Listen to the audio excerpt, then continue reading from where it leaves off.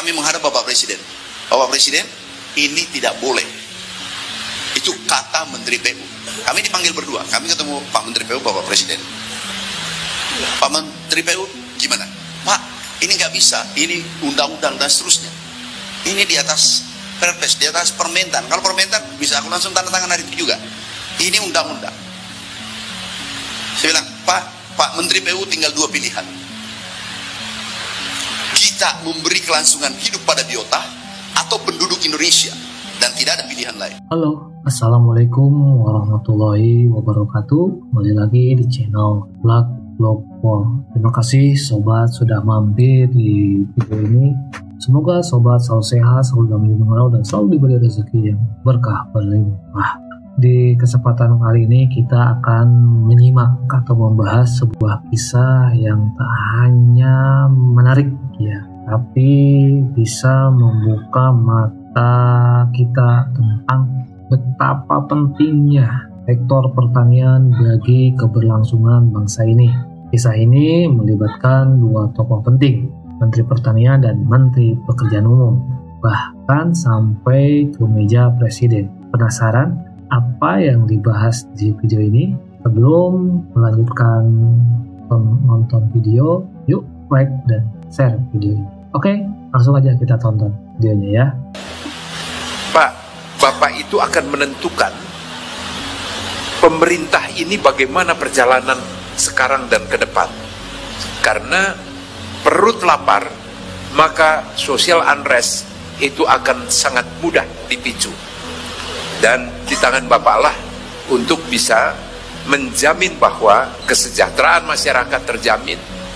Dan secara bertahap, saya setuju sekali pernyataan Bapak, jangan semua sekaligus, semua secara bertahap, untuk kita meningkatkan kembali swasembada yang sudah tertinggal. Di mana saya lihat Bapak bagi-bagi pompa dan sebagainya, saya bilang ini langkah yang luar biasa. Tapi kan kami ini semua masyarakat dan kami semua awam. Bapak bagi pompa airnya dari mana dan sebagainya. Bapak barangkali secara lebih teknis bisa bantu jelaskan, Pak. Makasih Pak Enggar. Jadi setelah kami dilantik, kami ditanya gimana solusi Republik ini ke depan untuk sektor pangan. Saya katakan, Pak, tunggu kami diskusi di lapangan. Tidak bisa diputuskan di atas meja. Kita diskusi petaninya, kita lihat kondisi lapangan. Setelah singkat cerita, kami kembali ratas, kami sampaikan, Pak, solusi jangka pendek, solusi jangka panjang. Jadi untuk jangka pendek, saya katakan, karena sekarang butuh pangan, hanya satu solusi jangka pendek untuk sekarang ini, yaitu pompanisasi. Nah, di sini bukan tidak ada masalah. Saya katakan pompanisasi di Pulau Jawa ada 500.000 hektar upland.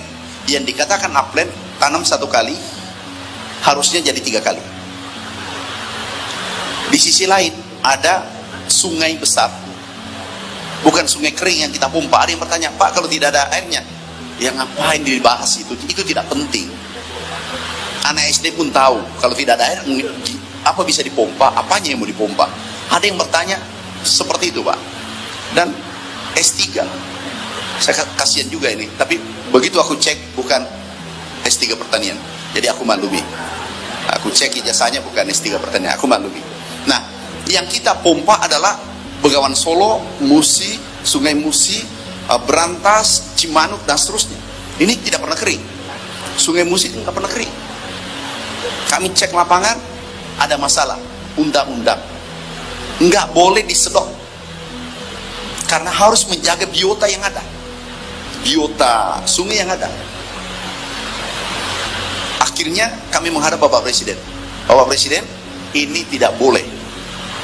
Itu kata Menteri PU. Kami dipanggil berdua. Kami ketemu Pak Menteri PU, Bapak Presiden. Pak Menteri PU, gimana?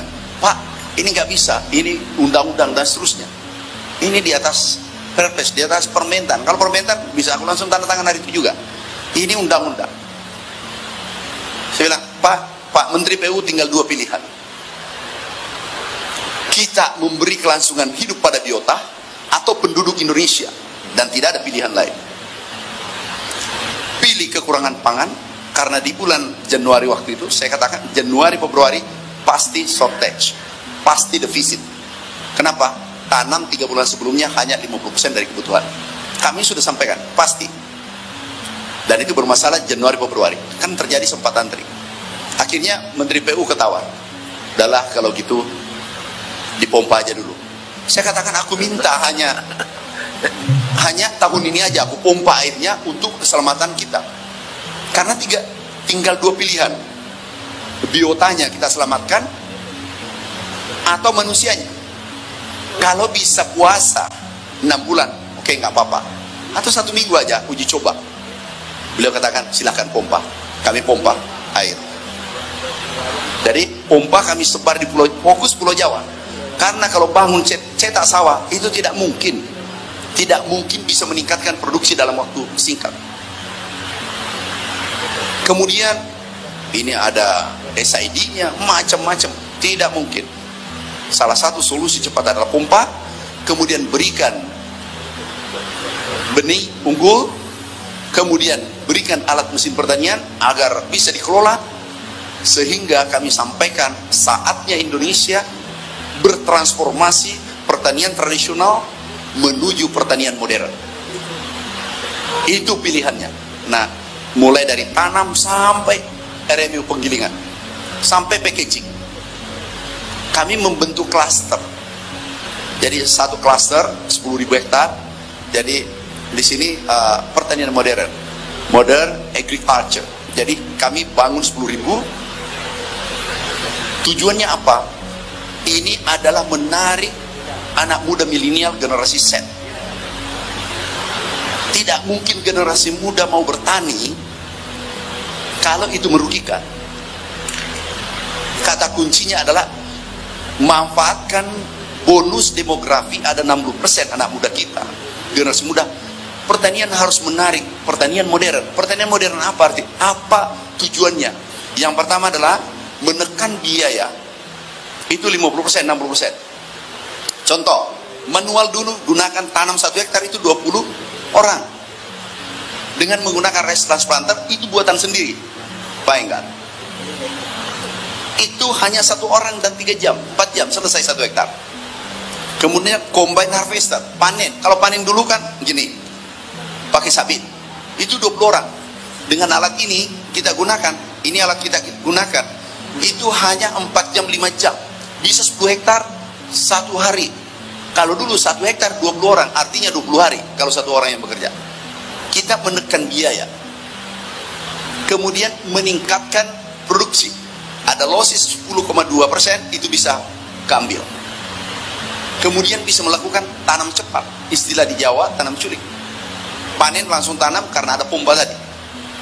Pompa, langsung tanam. Nah kemudian tanam, bahkan itu kita menggunakan autonomous. Ini tidak ada operator. Mimpi kita generasi muda bertani dari bawah pohon. Bila perlu dari rumahnya, disetting sampai selesai penggilingan. Bila perlu di meja baru ketemu. Tanam, panen, tanam sampai di meja sudah dipiring, pakai robot, udah siap makan. Itulah generasi milenial yang diinginkan. Kata kuncinya adalah beri ruang untuk untung, dan dia bertani secara terhormat menggunakan teknologi tinggi yang 10.000 hektar per provinsi. Mimpi kita sejajar dengan negara maju, Jepang, Brazil, Vietnam, yang sekarang cukup maju. Ini sejajar dengan negara-negara maju, pertanian negara maju. Untuk klaster ini, karena pertanian Indonesia, petani kita latah. Kalau melihat kemajuan, langsung dia lakukan. Ini mudah, petani sangat mudah.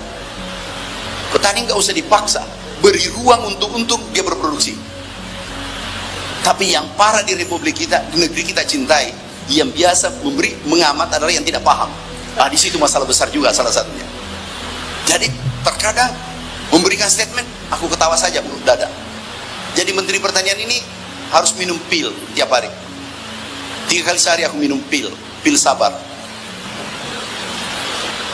Harga naik, konsumen marah. Itu 170 yang bukan petani.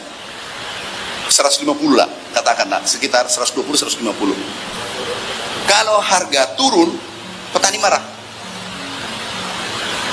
Harga sedang-sedang, pengusaha cemberut.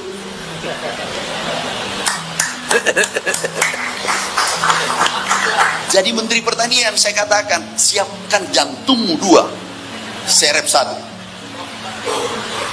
Jadi Pak Menteri, mimpi besar kita ke depan, ini solusi cepat tadi, yang pompa, kita membangun klaster, kemudian kita ekstensifikasi, ada potensi lahan kita 10 juta hektar lahan rawa, mineral, bukan gambut. Ini perlu saya perjelas, lahan rawa kita mineral, bukan gambut, itu 10 juta hektar. Kemudian Maroke ada 1 juta hektar, 3 juta kita garap Pak Menteri, Pak Enggar, 3 juta aja kita garap, selama 3 tahun 1 juta per tahun. Persoalan pangan tidak perlu lagi kita bahas. Kita akan menjadi lumbung pangan dunia dan bisa memberikan bantuan pada negara saudara-saudara kita yang kelaparan. Itu pasti bisa. Yang penting kita kolaborasi. Yang penting kita sepakat bernegara bahwa kita harus raih. Ada yang mengatakan tidak mudah. Itu tidak, memang tidak mudah. Sukses itu tidak mudah. Yang mudah adalah bangun, tidur, makan, bangun, tidur, makan. Itu yang mudah. Yang susah adalah menembus cita-cita yang kita impikan. Dan pasti bisa. Kita kan sama-sama dulu Pak, swasembada kan 2017, 2019, 2020 kita juga berdua, kita ribut tapi swasembada, dia adem. Tapi negara lain, maksudku bukan di Indonesia, adem tapi impor. Aku dulu kalau di sidang apa namanya di Ratas, hampir kita tidak pernah sepaham ya Pak. Benar. Tapi kalau selesai kita telepon-teleponan. Kenapa? Sama-sama anak bangsa ingin menjaga NKRI, menjaga merah putih. Beliau aku undang datang di pertanian. Aku diundang, aku datang. Ini pertama aku datang. Kenapa? Aku menjaga persahabatan itu. Yang dikatakan bersahabat adalah saling mengoreksi di saat keliru. Dan itulah kesempurnaan. Jadi Pak, insya Allah inilah short term tadi, pompanisasi. Long term adalah kita bangun 3 juta hektar. Kita hitung, insya Allah semua teman-teman ada pengamat ini. Ada mengatakan tidak mudah. Iya, merdeka juga tidak mudah. Bambu runcing, nggak ada logikanya. Nggak ada logikanya tempur dengan bambu runcing kita menang. Kita sudah merdeka. Kalau kita saling mengeritik terus-terus, nggak apa-apa mengeritik, konstruktif. Bukan mengeritik tidak ada ujung. Bukan mengeritik karena ada kepentingan. Bukan mengeritik karena dia sama-sama importir. Ya kan berhenti impor kalau kita swasembada. Nah, ini nanti kita jaga bersama karena sekarang iklim tidak bersahabat di dunia. Iklim tidak baik-baik saja. Dan saya berani katakan bahwa inilah yang paling berat. Tahun ini yang paling berat, kondisi ini paling berat. Karena El Nino, dan El Nino itu unik. Kita tanam nih di Jawa Tengah, 2 bulan lalu, 3 bulan lalu tanam, 2 minggu hujan, tanam tiba-tiba terhenti. Ribuan hektar ini mati seketika dan aku turun, saksikan. Orang mengatakan ada hujan, tetapi itu terkadang tiba-tiba terhenti dan baru kami alami sekarang, oh El Nino. El Nino masih berlangsung sampai sekarang dan overlap dengan kekeringan. Sekarang nih Pak, kekeringan kemarin menurut BMKG itu bulan, aku terima suratnya bulan 5, overlap dengan El Nino. Kemudian pupuknya dikurangi, kemudian anggarannya dikurangi. Artinya direncanakan. Tetapi alhamdulillah Bapak Presiden semua sudah disetujui, pompa disetujui, pupuk disetujui, tinggal kita kerja. Pak Enggar dan tanpa teman-teman semua, kami bukan siapa-siapa. Kami tidak bisa kerja sendiri. Kami butuh dukungan dari seluruh teman-teman pengamat, butuh masukan. Kita saatnya menyatu. Karena yang kita jaga adalah merah putih. Kalau pangan bermasalah, negara ini bermasalah. Terima kasih. Demikianlah ya sobat, menarik ya videonya. di mana Menteri Amran Sulaiman sangat tegas ya, sampai gimana dia ribut di ratas dengan Menteri PU, tapi akhirnya masuk logika dan optimisnya itu sangat optimis ya. Dulu aja katanya perang pakai bambu runcing ya gak masuk akal ya, sekarang untuk swasembada pangan ya pasti orang menganggap masuk akal, tapi dengan keyakinan, dengan dukungan, dengan kolaborasi pasti bisa sukses ya. Walaupun tahu sendiri kan dengan swasembada pangan yang impor atau apa ya, tapi ya ada sepi gitu ya. Dan gak bagaimana pertanian kita sekarang modernisasi ya, dimana tadi ada gambarnya tanam padi dengan robot gitu kan, hanya dijalanin dari jarak jauh gitu kan. Nah ini di sini ada sebuah yang mengajarkan hal keberanian mengambil keputusan, terus pentingnya kolaborasi, dan yang terpenting menjaga ketahanan pangan demi keberlangsungan bangsa. Nah, gimana tanggapan sobat semua tentang video ini? Yuk tanggapi di kolom komentar, dan jangan lupa untuk like dan share. Bagi sobat yang belum subscribe, mohon subscribe-nya ya, supaya channel ini bisa terus berkembang. Terima kasih sudah nonton sampai akhir video ini. Wassalamualaikum warahmatullahi wabarakatuh.